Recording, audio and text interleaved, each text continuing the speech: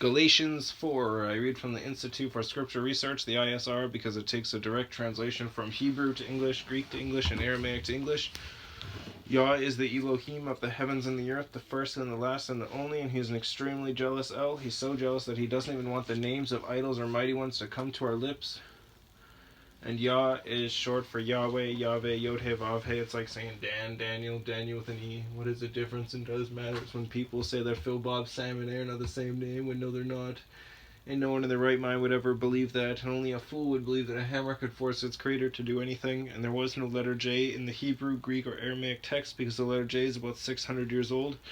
Well, the son of Elohim, Yahoshua, died on a stake for the sins of all of humanity over 2,000 years ago, and a direct translation from Hebrew to English, Yahoshua, is Joshua, and I strongly believe that the son of Elohim's name, Yahoshua, means Yahweh is salvation. 4. And I say, for as long as the heir is a child, he is no different from a slave, though he is master of all, but is under guardians and trustees till the time prearranged by the Father. So we also, when we were children, were under the elementary matters of the world, being enslaved. But when the completion of the time came, Elohim sent forth his Son, born of a woman, born under Torah, to redeem those who were under Torah in order to receive the adoption as sons, and because you are sons, Elohim has sent forth the Spirit of his Son into your hearts, crying, Abba, Father, A-B-B-A, Abba, Father. So you are no longer a slave, but a son, and if a son, also an heir of Elohim through Messiah. But then indeed, not knowing Elohim, you serve those which by nature are not mighty ones. Yeah, like when people take a stick and they stick it on the ground, I'm like, I'm going to officially worship this. I'm like, yeah, let's throw that in the fire and see if it can save itself. Oh, it didn't? Wow, what great powers it must have had. Seriously. By nature are not mighty ones. But now after you have known Elohim, or rather are known by Elohim, how do you turn again to the weak and poor elementary matters to which you wish to be enslaved again? You closely observe days and months and seasons and years. I fear for you, lest by any means I have labored for you in vain. Brothers, I beg you to become as I am, because I am as you are.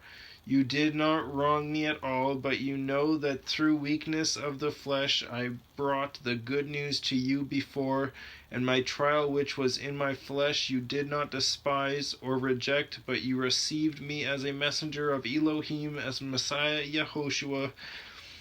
And then, what then was your blessedness? For I bear you witness that if possible you would have plucked out your own eyes and given them to me.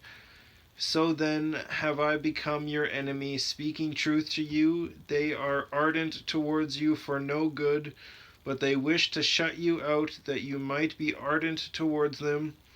A-R-D-E-N-T, ardent towards them. And it is good always to be ardent in what is good, and not only when I am present with you. My little children, for whom I am again in birth pains until Messiah is formed in you, even now I wish to be present with you now, and to change my voice, for I have doubts about you. Say to me, you who wish to be under Torah, do you not hear the Torah? For it has been written that Abraham had 2 sons, one by a female servant and other by a free woman. But he who was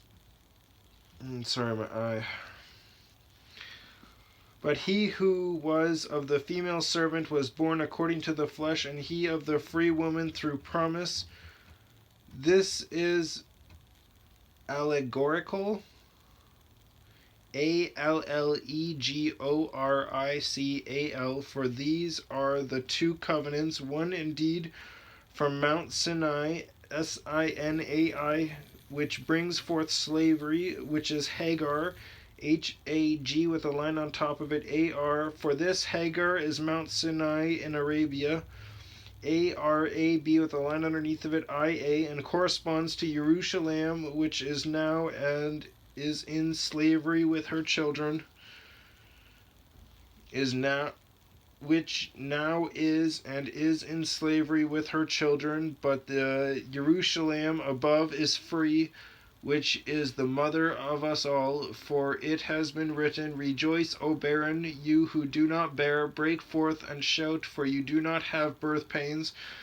For the deserted one has many more children than she who has a husband. Isaiah 54:1.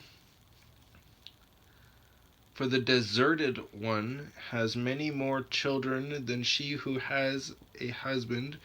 And we, brothers, as Yitzhak, Yitsh with a dot, AQ was, are children of promise, but as he who was born according to the flesh then persecuted him born according to the Spirit, so also now.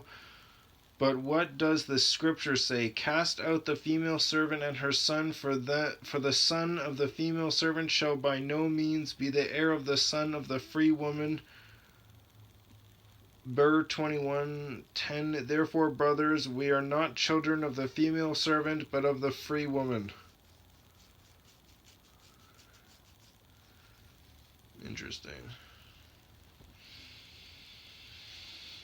Interesting.